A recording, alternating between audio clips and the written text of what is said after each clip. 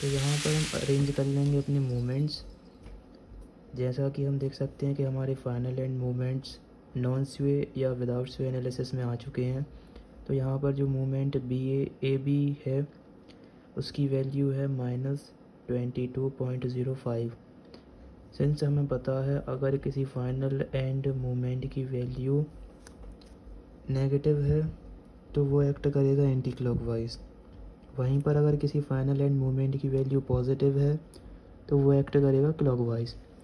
तो जो हमारा MAB है उसकी वैल्यू है नेगेटिव, तो ये एक्ट कर रहा है एंटी क्लॉकवाइज। सिमिलरली अगर हम देखें MBA जो कि है पॉजिटिव, तो ये एक्ट करेगा क्लॉकवाइज। और MBC जो कि है नेगेटिव, तो ये एक्ट करेगा एंटी क्लॉकवाइज। तो इसी तरह से हम देख सकते हैं कि हमारा कौन सा मूवमेंट एंटी क्लॉकवाइज है या क्लॉकवाइज है। तो चलिए प्रोसीड करते हैं हम अपना fourth step non sway analysis में, रिएक्शन कैलकुलेशन। रिएक्शन कैलकुलेशन में अगर हम बात करें नॉन स्वे एनालिसिस में, तो यहाँ पर हम एक्सटर्नल फोर्स को अज्यूम करेंगे अपने रिएक्शन कैलकुलेशन में, है ना। वहीं पर अगर हम बात करें स्वे एनालिसिस जो कि इसके बाद करेंगे, तो वहाँ पर हम रिएक्शन कैलकुलेशन में अपने एक्सटर्नल फोर्स अज्यूम नहीं करेंगे। बट इस केस में हम करेंगे क्योंकि ये है हमारा नॉन स्वे या विदाउट स्वे एनालिसिस। तो हम ले लेते हैं अपना स्पान AB, और जब भी हम रिएक्शन कैलकुलेशन में स्पान AB लेंगे तो वहाँ पर एक्ट करेगा LCP, left hand side clockwise positive. मतलब इस कैलकुलेशन में फॉर स्पान AB क्लॉकवाइज होगा पॉजिटिव, ठीक है। और AB स्पान की लेंथ है 6 मीटर, जिस पर एक्ट कर रहा है एक UDL 10 kilo newton by metre. हम देखें अगर मूवमेंट AB जिसकी वैल्यू थी -22.05, तो ये हो जाएगा एंटी क्लॉकवाइज। और मूवमेंट MBA जिसकी वैल्यू थी +45.86, तो इसकी वैल्यू, इसकी जो डायरेक्शन होगी वो होगी क्लॉकवाइज, क्योंकि मूवमेंट MBA वो है +45.86। यहाँ पर हम HA को किसी भी डायरेक्शन में एज्यूम कर सकते हैं। तो इस केस में हमने एज्यूम किया है HA की डायरेक्शन टूवर्ड्स राइट, क्योंकि ये टूवर्ड्स राइट है। अगर हम इसको आगे अगर एज्यूम करें तो ये भी होगा एंटी क्लॉकवाइज, ठीक है। और इस UDL की भी डायरेक्शन अगर हम एज्यूम करने की कोशिश करें तो ये भी होगा कुछ एंटी क्लॉकवाइज। ये हमारा UDL भी होगा एंटी क्लॉकवाइज, ठीक है। तो यहाँ पर हम लिखेंगे, क्योंकि यहाँ पर है क्लॉकवाइज पॉजिटिव, ये एंटी क्लॉकवाइज, ये एंटी क्लॉकवाइज, ये भी एंटी क्लॉकवाइज। मूवमेंट MBA बस है पॉजिटिव, ठीक है, क्योंकि ये है क्लॉकवाइज। तो यहाँ पर हम लिखेंगे -HA इंटू परपेंडिकुलर डिस्टेंस, फिर हम लगाएंगे माइनस क्योंकि ये भी एंटी क्लॉकवाइज, 10 × 6 जो कि होगी हमारी UDL की वैल्यू। इसके साथ जो परपेंडिकुलर डिस्टेंस होगा वो होगा ये 6/2, क्योंकि हमारा जो यूनिफॉर्मली डिस्ट्रीब्यूटेड लोड यानी UDL है वो एक्ट करता है हाफ डिस्टेंस पर, ठीक है। इसलिए परपेंडिकुलर डिस्टेंस में हम डिस्टेंस का हाफ इसमें मल्टीप्लाई करेंगे, ये UDL की वैल्यू, ये परपेंडिकुलर डिस्टेंस। और यहाँ पर हम लिखेंगे मूवमेंट MAB, और यहाँ पर हम लिखेंगे प्लस में क्योंकि ये था क्लॉकवाइज मूवमेंट MBA = 0। और इस तरह से हम अपनी HA की वैल्यू निकाल लेंगे। और यहाँ पे HA की जो वैल्यू आई है वो आई है -26.03। HA की वैल्यू अगर नेगेटिव आई है रिएक्शन कैलकुलेशन में, तो ये हमें बताता है कि हमने जो HA की डायरेक्शन एज्यूम की थी टूवर्ड्स राइट वो है रॉन्ग, हमारा अजम्पशन निकला रॉन्ग, ठीक है, क्योंकि इसकी वैल्यू आई है नेगेटिव। इसलिए यहाँ पर जो रियल डायरेक्शन होगी HA की वो होगी टूवर्ड्स लेफ़्ट। और क्योंकि HA की डायरेक्शन रियलिटी में टूवर्ड्स लेफ़्ट होगी, इसलिए हम उसे प्रोसीड करेंगे माइनस साइन के साथ। इसी के साथ हम रिएक्शन कैलकुलेशन को प्रोसीड करते हैं फॉर स्पान CD। अब हम अपने इस फोर्थ स्टेप में रिएक्शन कैलकुलेट करेंगे स्पान CD के लिए। तो स्पान CD हम ड्रॉ कर लेंगे। ठीक है, सी ये डी। स्पान सी डी की जो है लेंथ वो हमें गिवन है 3 मीटर।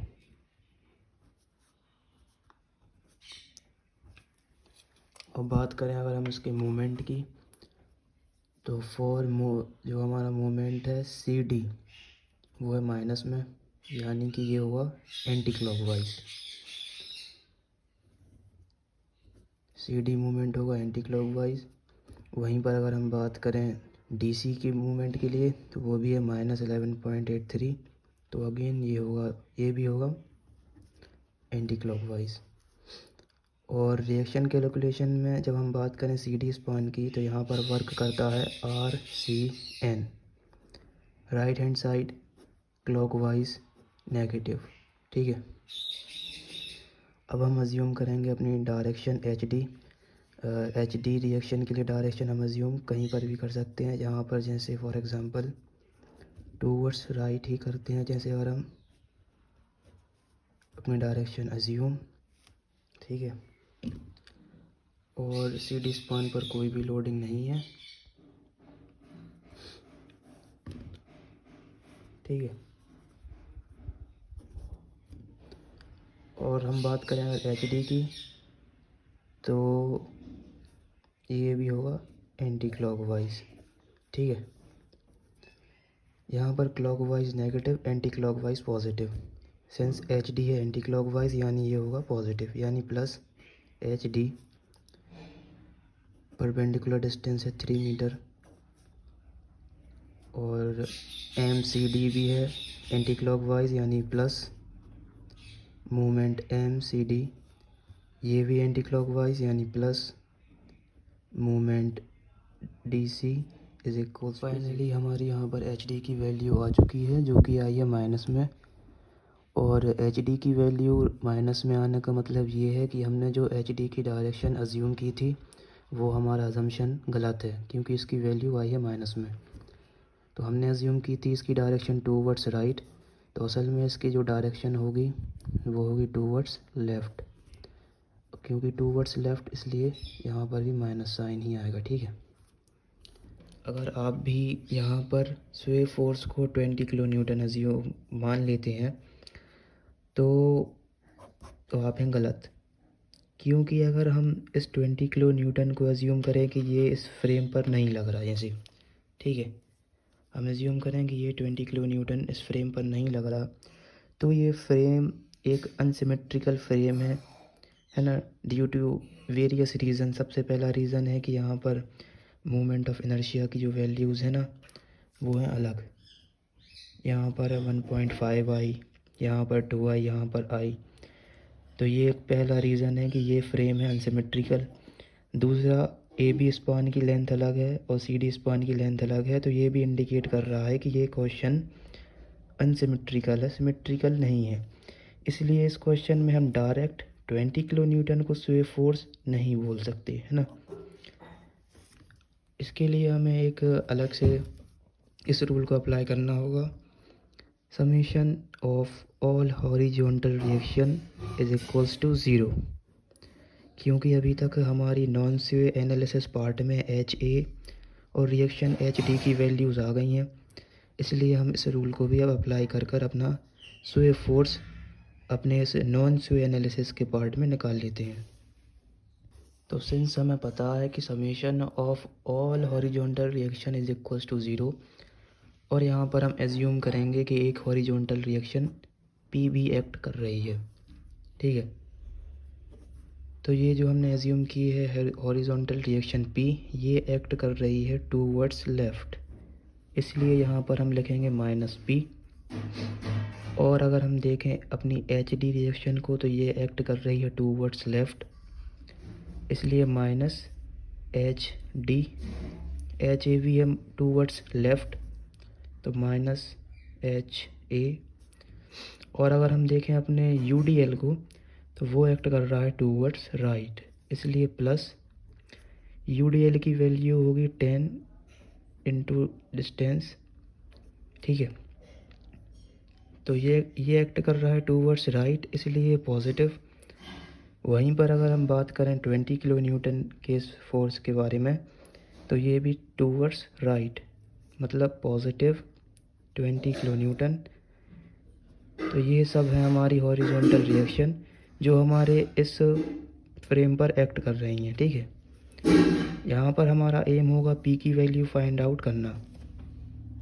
यहाँ पर हमारी पी की वैल्यू आई है +42.15, जो कि इंडिकेट कर रहा है कि हमने जो पी की डायरेक्शन एज्यूम की थी वो करेक्ट है। मतलब हमारा जो एजम्पशन था वो था टूवर्ड्स लेफ़्ट, तो वो है करेक्ट। और अगर हम बात करें स्वे फोर्स में, हमारे इस नॉन स्वे एनालिसिस के इस फर्स्ट पार्ट में स्वे फोर्स आएगा 42.15 किलो न्यूटन, प्रिवेंटिंग स्वे फोर्स के जस्ट अपोजिट। अगर ये है टूवर्ड्स लेफ़्ट तो हमारा स्वे फोर्स हो जाएगा टूवर्ड्स राइट, ठीक है। इसी के साथ हमारा यहाँ पर नॉन स्वे एनालिसिस का ये पार्ट होता है ख़त्म।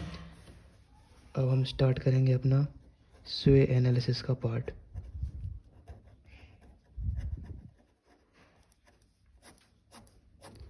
ठीक है, स्वे एनालिसिस में हमारा जो ये 5th स्टेप होगा, सिंस रिएक्शन कैलकुलेशन हमारा 4th स्टेप था, तो हमारा जो 5th स्टेप होगा स्वे एनालिसिस में वो होगा column head ratio find out करना। Column head ratio find out करना। अगर हम बात करें अपने इस गिवन केस के लिए, तो यहाँ पर एंड ए भी है फिक्स और एंड डी भी है फिक्स। तो M B A M D C equal में हो जाएगा 6 E1 I1 del divide by L1 square divide by 6 E2 I2 del L2 square, ठीक। Since for our case end A B और end A और end D दोनों ही है fix, इसलिए हमारा यहाँ पर कॉलम हेड रेशियो होगा वो कुछ ये, ठीक है, जिसे हमने प्रीवियस भी डिस्कस किया था। और यहाँ पर 6 से 6 कैंसिल, डेल से डेल कैंसिल, तो अल्टीमेटली यहाँ पर बचेगा E1 I1 L1 square. E1 I1 यानी moment of inertia on span A B, और L1 है length of span A B, ठीक है। E2 I2, E2 और I2 मतलब moment of inertia for span C D, और L2 सी डी स्पान की length, ठीक है। तो यहाँ पर जो हमारा E1 और I1 की वैल्यू होगी वो होगी E1.5 I, और यहाँ पर ए बी स्पान की लेंथ हमें थी given 6 metre, divide by E2 और I2, यहाँ पर जो सी डी स्पान के लिए मोमेंट ऑफ इनर्शिया था वो था I, ठीक है, और लेंथ थी 3 मीटर। अगेन ई से ई कैंसिल आउट और आई से आई भी कैंसिल आउट। अल्टीमेटली जो यहाँ पर बचेगा वो होगा 1.536 डिवाइड बाय, और ये हो जाएगा इसका रेसिप्रोकल, लाइन जाएगा ऊपर। यहाँ पर हमें कॉलम हेड रेशियो को कंप्लीट एवेल्यूएट नहीं करना है, हालांकि कर भी सकते हैं, लेकिन फ़िलहाल हम यहाँ पर इसकी वैल्यू लेकर चलेंगे 1.5 और 4। तो ये हो जाएगी कुछ M A B divide by M D C की वैल्यूज़। ये वैल्यूज़ आप कह सकते हैं कि जो हमारी दूसरी मूवमेंट डिस्ट्रीब्यूशन टेबल बनेगी स्वे एनालिसिस में, ये उसके फिक्स एंड मूवमेंट्स की तरह एक्ट करेंगे। मतलब ये उसकी फिक्स एंड मूवमेंट भी आप उसे कह सकते हैं दूसरी मूवमेंट डिस्ट्रीब्यूशन टेबल के लिए। तो यहाँ पर जो हमारा अगला स्टेप होगा वो होगा मूवमेंट डिस्ट्रीब्यूशन टेबल ड्रॉ करना, इस बार फॉर स्वे analysis. Moment distribution table for स्वे एनालिसिस। ठीक है,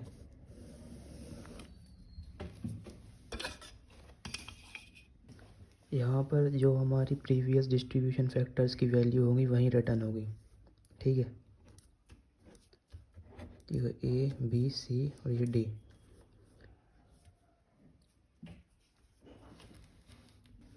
और यहाँ पर हम अपने कॉलम हेड रेशियोज लिखेंगे एज अ फिक्सेंट मोमेंट। और एक बात, जब भी हम स्वे एनालिसिस के लिए मोमेंट डिस्ट्रीब्यूशन टेबल फॉर्म करेंगे तो यहाँ पर भी ज़ीरो आएगा और यहाँ पर भी ज़ीरो आएगा। ठीक है, सिंस यहाँ पर एक इम्पॉर्टेंट चीज़ डिस्कस करना रह गया था, जैसा कि हमें पता है कि हमारा जो स्वे फोर्स फॉर विदाउट स्वे एनालिसिस उसकी वैल्यू आई थी 42.15 टूवर्ड्स राइट। यहाँ पर टूवर्ड्स राइट हमें इंडिकेट करता है कि जो हमारा स्वे फोर्स विदाउट स्वे एनालिसिस में आया था यानी एस, उसकी वैल्यू है पॉजिटिव। अगर एस की वैल्यू रहती है अगर पॉजिटिव तो कॉलम हेड रेशियो हमें कंसीडर करनी है नेगेटिव। मतलब यहाँ पर भी माइनस आएगा, यहाँ पर भी, यहाँ पर भी, यहाँ पर भी और यहाँ पर भी। और ये माइनस साइन हमें कैंसिल आउट नहीं करने हैं, ये माइनस कैंसिल नहीं होंगे। अल्टीमेटली जो हमारे वैल्यू है वो कॉलम हेड रेशियो की, क्योंकि हमारा जो एस की वैल्यू है विदाउट स्वे एनालिसिस में स्वे फोर्स की वैल्यू पॉजिटिव है, इसलिए कॉलम हेड रेशियो हमारे आएंगे नेगेटिव। ठीक है, यहाँ पर हम लिख लेंगे अपने कॉलम हेड रेशियोज -1.5, -1.5, -4, यहाँ पर भी -4, क्योंकि ये भी है फिक्स और ये भी है फिक्स। ठीक है, तो हम डायरेक्ट अपनी मोमेंट डिस्ट्रीब्यूशन टेबल को स्टार्ट करेंगे बैलेंस से। बैलेंस के लिए इन दोनों का सम, तो इन दोनों का सम यही आएगा -1.5। तो -1.5 इंटू करेंगे हम 0.38 और बैलेंस में होगा साइन चेंज, इसलिए हम इंटू कर देंगे -1 से। ठीक है, तो हमारी वैल्यू आ जाएगी 0.57। Again -1.5 into 0.62 into -1, 0.93। यहाँ पर भी इन दोनों का सम आएगा -4, -4 इंटू 0.55 इंटू -1, तो ये वैल्यू आ जाएगी हमारी +2.20। Again -4 into 0.46 into -1 +1.84। तो ये था हमारा बैलेंस। अब हम करेंगे कैरी ओवर हाफ। इसके लिए इसका हाफ जाएगा यहाँ, इसका हाफ जाएगा यहाँ, इसका हाफ जाएगा यहाँ, इसका हाफ जाएगा यहाँ। कैरी ओवर हाफ में साइन चेंज नहीं होता, तो हम साइन एज इट इज लिख लेंगे। यहाँ पर था प्लस, इसलिए यहाँ प्लस, ये भी है प्लस, ये भी है प्लस, ये भी है प्लस, तो इसका हाफ लिखेंगे हम यहाँ। 0.57 divide by 2 0.29, 0.93 divide by 2 0.93 divide by 2 0.47, 2.20 divide by 2 1.10, 1.84 divide by 2 0.92। इसी तरह से हम प्रोसीड करते जाएंगे।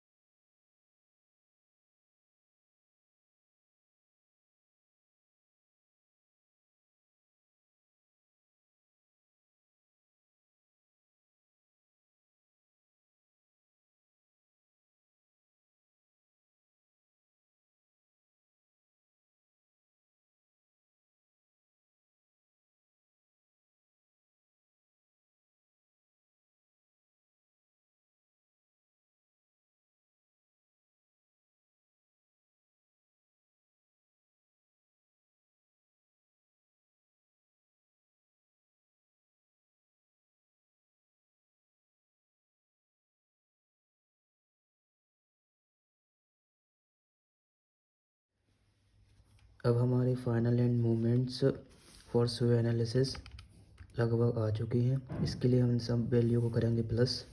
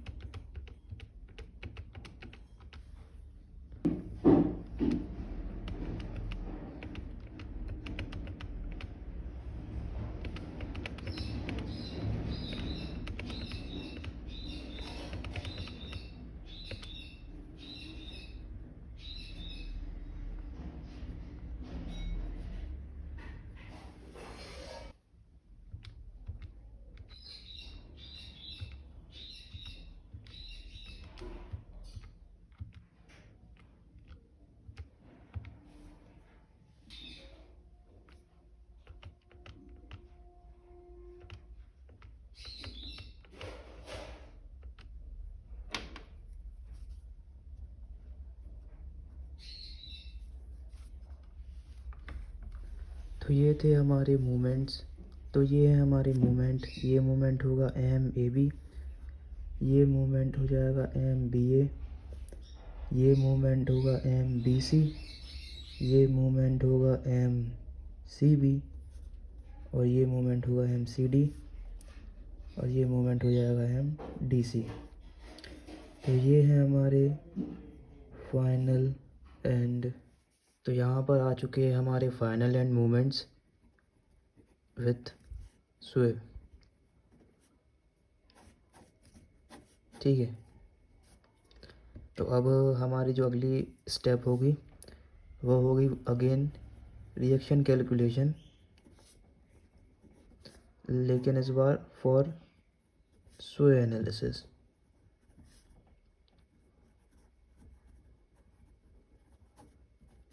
अगर हम बात करें अपने गिवन फ्रेम की, तो हमारा गिवन फ्रेम कुछ इस प्रकार था।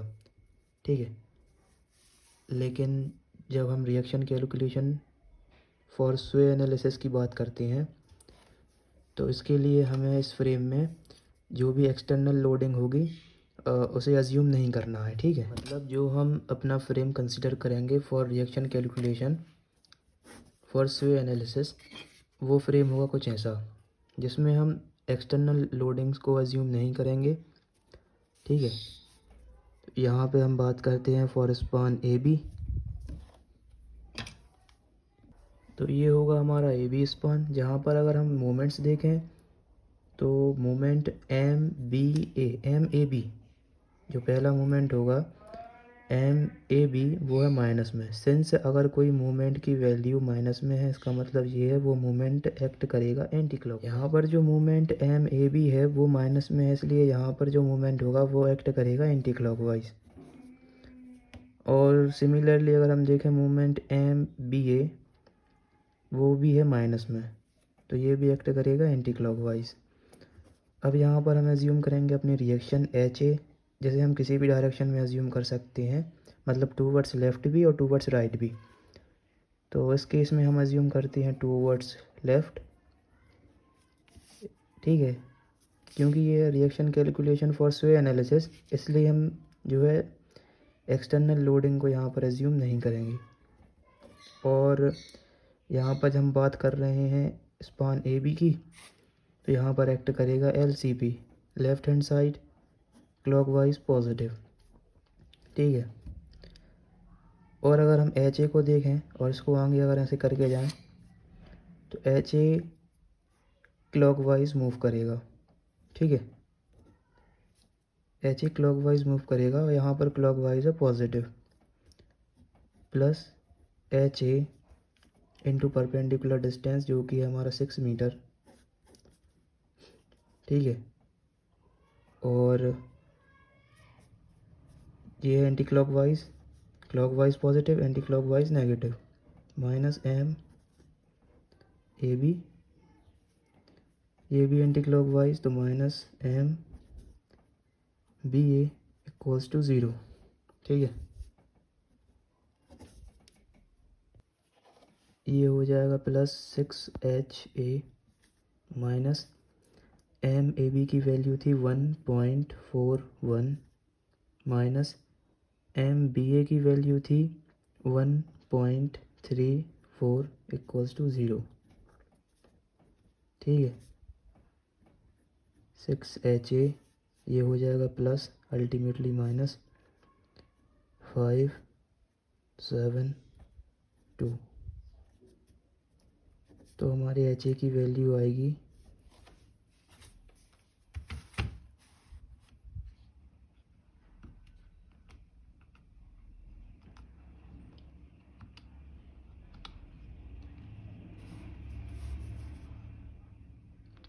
प्लस 0.46, और एच ए की वैल्यू प्लस में आई है, इसका मतलब जो हमने डायरेक्शन अज्यूम की थी टूवर्ड्स लेफ़्ट, वो है करेक्ट।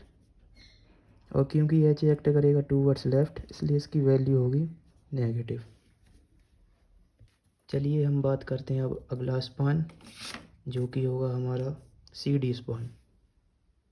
ये है हमारा स्पान सी डी, जिसकी लेंथ है 3 मीटर। और अगर हम बात करें मोमेंट्स की, तो moment for D to C, moment M D C, जो कि है नेगेटिव, और ये है नेगेटिव, मतलब ये भी एंटी क्लॉकवाइज। और moment M C D minus में, तो ये भी एंटी क्लॉकवाइज। तो यहाँ पर भी हम रिएक्शन एज्यूम करेंगे, किसी भी तरफ हम कर सकते हैं, टूवर्ड्स लेफ़्ट भी कर सकते हैं और टूवर्ड्स राइट भी। तो हम एज्यूम करते हैं towards right, H D direction, H towards right H D reaction. तो ये भी होगी हमारी एंटी क्लॉकवाइज।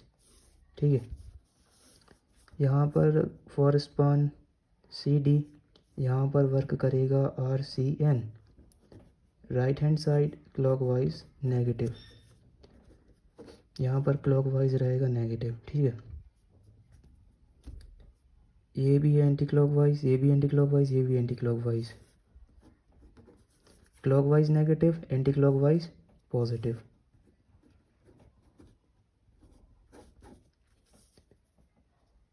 ये भी पॉजिटिव में आएगा। ठीक है, एम सी डी, क्योंकि यहाँ पर है क्लॉकवाइज नेगेटिव और यहाँ पर जो मूवमेंट आएगा वो भी एंटी क्लॉकवाइज, ये भी एंटी क्लॉकवाइज, और हमने जो रिएक्शन एज्यूम की है एच डी वो भी एंटी क्लॉकवाइज, तो सभी वैल्यू पॉजिटिव ही रहेंगी।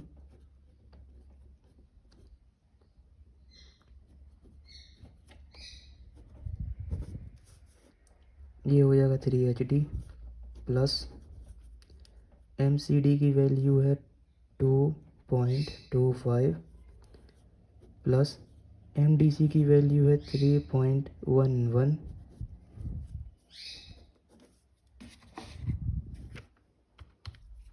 2.25 प्लस 3.11 उस तरफ जाएगा तो हो जाएगा नेगेटिव डिवाइड बाय 3। तो एच डी की जो वैल्यू आएगी वो आएगी -1.79, और क्योंकि एच डी की जो वैल्यू है वो आई है नेगेटिव, इसका मतलब है जो हमने एच डी की डायरेक्शन एज्यूम की थी टूवर्ड्स राइट वो है गलत, हमारा अजम्पशन है गलत, और हमारे अजम्पशन के जस्ट अपोजिट यानी टूवर्ड्स लेफ़्ट होगी एच डी की डायरेक्शन, ये टूवर्ड्स लेफ़्ट यानी इसकी वैल्यू रहेगी नेगेटिव। तो हमारी एच डी और एच ए की वैल्यू आ चुकी है।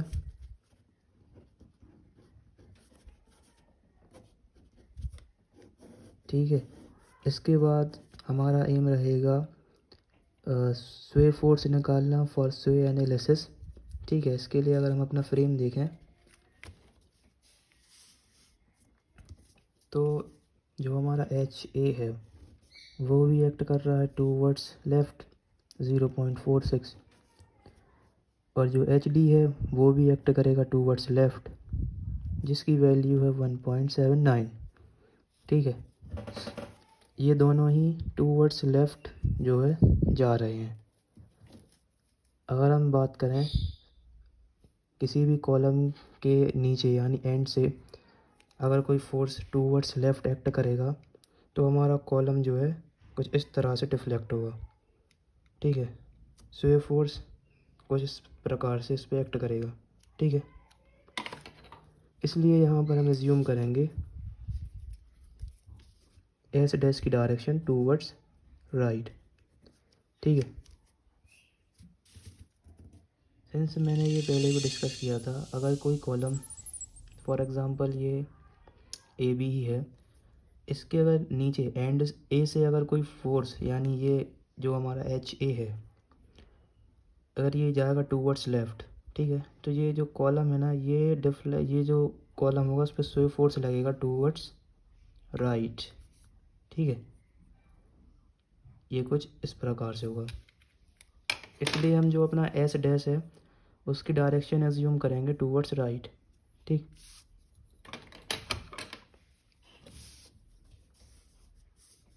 तो रिएक्शन कैलकुलेशन करने के बाद हमारा अगला काम होगा, सिंस हमें पता है कि sum of all horizontal forces equals to 0,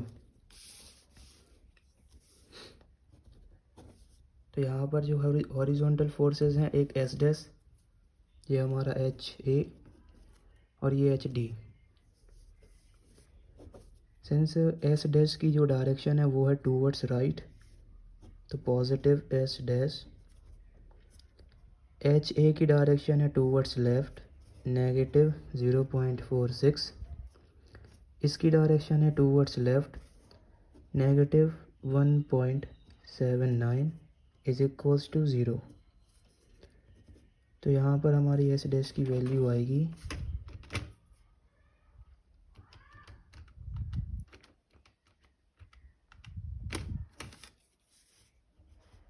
2.25 kilo Newton metre. तो ये होगी हमारी एस डैश की वैल्यू, और इसके बाद हम निकालेंगे करेक्शन फैक्टर। सिंस यहाँ पर जो एस डैश की वैल्यू है वो आई है पॉजिटिव, मतलब जो हमारा अजम्पशन था वो था करेक्ट, इसकी जो डायरेक्शन होगी वो होगी towards right.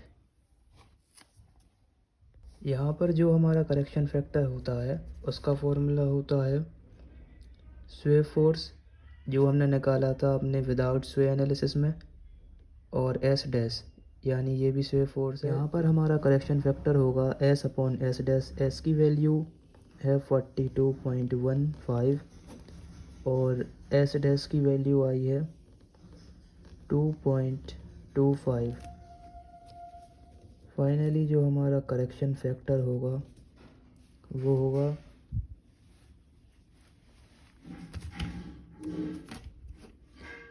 42.15 divide by 2.25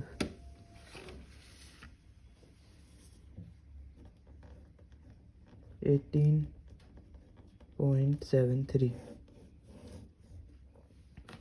finally अब हम अपने फाइनल एंड मोमेंट्स निकाल पाएंगे, जिससे हम अपना बेंडिंग मोमेंट डायग्राम बना सकते हैं।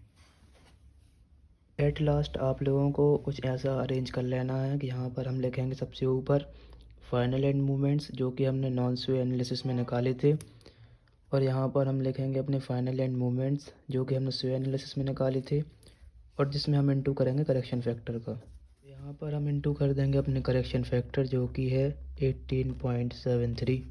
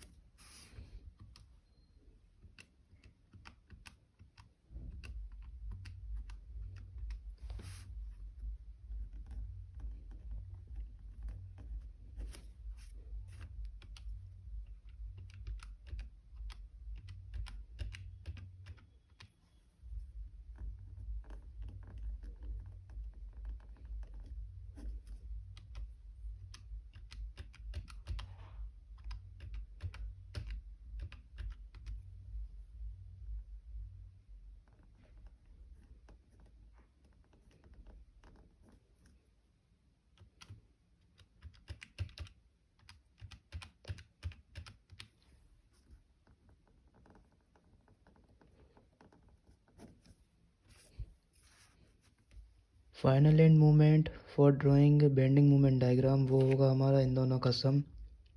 ठीक है, तो यहाँ पर -22.05 -26.41, ये आएगा यहाँ पर -48.46, यहाँ पर 45.86 -25.10 प्लस 20.76 -45.86 प्लस 25.10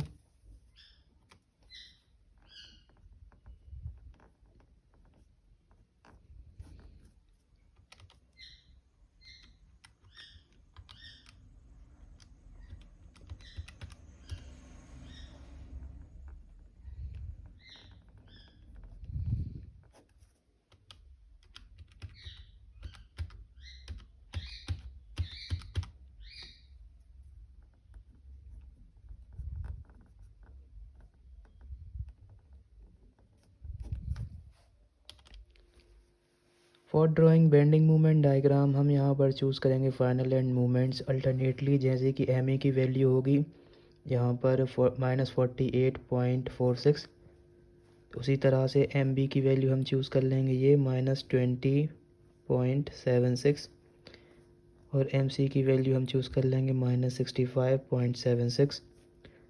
और बेसिकली हम राइट हैंड वाली वैल्यूज़ चूज़ कर रहे हैं, यहाँ पर राइट हैंड साइड कुछ नहीं, तो हम यहाँ पर लिख सकते हैं क्योंकि ये है -70.08, तो यहाँ पर हम लिख देंगे +70.08, तो ये वैल्यू हम चूज़ कर लेंगे एज एम डी। तो इन वैल्यूज़ की हेल्प से हम बना सकते हैं अपना bending moment diagram.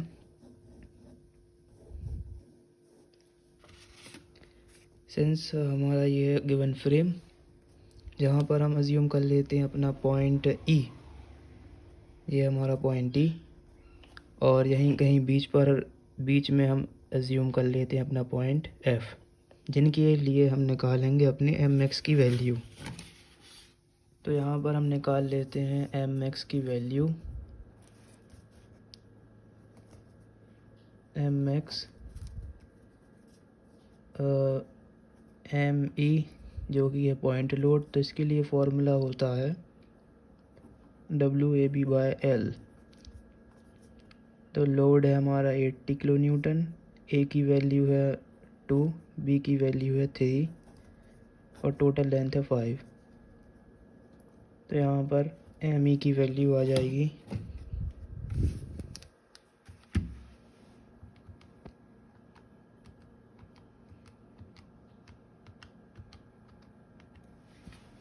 9.60 kilo Newton metre. और क्योंकि ये था पॉइंट लोड, इसलिए इसका डायग्राम कुछ बनेगा कुछ ऐसा, ठीक है। वहीं पर अगर हम बात करें UDL यानी पॉइंट एफ, तो इसके लिए एम एक्स का फॉर्मूला होता है WL²/8, और इसके लिए डायग्राम बनता है हमारा पैराबोलिक, ठीक है। तो यहाँ पर लोड गिवन है हमें 10 kilo newton by metre, length है 6 मीटर, 6 स्क्वायर डिवाइड बाय 8। तो अल्टीमेटली हमारी वैल्यू आएगी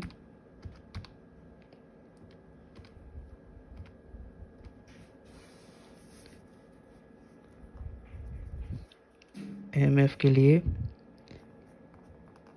+45, ये भी प्लस किलो न्यूटन मीटर। तो ये है हमारी एम एफ की वैल्यू। अब क्योंकि हमारे पास यहाँ पर final end moments and M X की वैल्यू गिवन है, इसलिए हम अपना बेंडिंग मोमेंट डायग्राम ड्रॉ कर सकते हैं, ठीक है। तो यहाँ पर ये हो जाएगा पॉइंट ई, और यहाँ कहीं ये पॉइंट हो जाएगा एफ पॉइंट। तो जब हम पुट करेंगे अपनी फाइनल एंड मोमेंट्स की वैल्यू, तो फाइनल एंड मोमेंट की वैल्यूज़ में जो हमारी नेगेटिव वैल्यूज़ होती हैं वो पुट करी जाती हैं लाइन के ऊपर, और फाइनल एंड मोमेंट में जो वैल्यू पॉजिटिव होती हैं वो वैल्यूज़ पुट की जाती हैं लाइन के नीचे, है ना। मीन्स जैसे अगर हम CB स्पान के लिए बात करें, तो अगर कोई वैल्यू जैसे B पर MB की वैल्यू अगर -20.76 है, माइनस में है मतलब ये ऊपर पुट की जाएगी, ठीक है। और इसका ठीक उल्टा होता है हमारी MX की वैल्यू के लिए। यहाँ पर जो पॉजिटिव वैल्यू होती है for point E, point F, positive value ऊपर और नेगेटिव वैल्यूज़ नीचे, ठीक है। तो ये चीज़ आप ध्यान रखिए। यहाँ पर MA की वैल्यू है -48.46, तो हम अज्यूम कर लेते हैं यहीं कहीं 86, ठीक है। क्योंकि ये वैल्यू है नेगेटिव, इसलिए ऊपर साइड अज्यूम की हमने।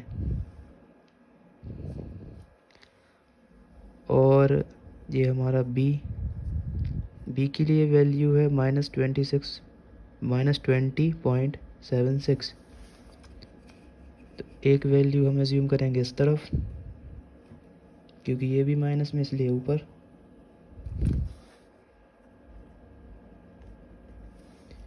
और एक हम ड्रॉ करेंगे उस तरफ सेम लेंथ का, ठीक है।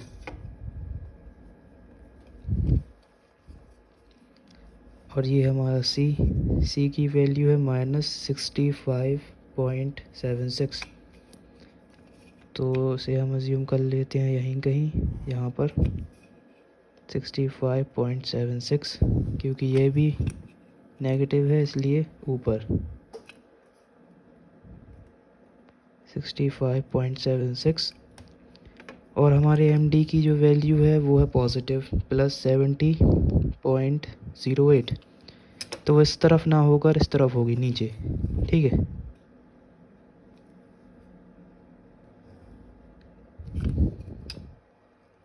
तो यहाँ कहीं होगा हमारा 70.08। अब हम ज्वाइन करते चलेंगे, ठीक है। इसको जैसे से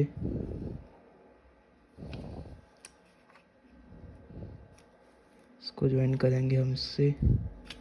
अब फॉर स्पान AB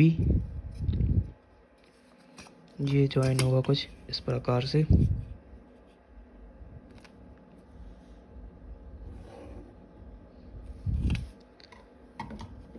और वहीं पर अगर हम बात करें अपनी MX वैल्यू के लिए, तो ME की वैल्यू है 9.60,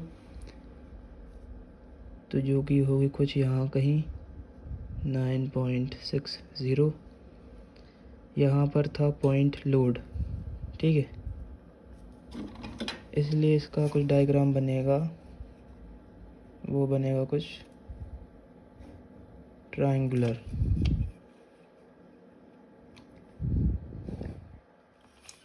इस पॉइंट के जस्ट ऊपर अज्यूम करना है, ठीक है।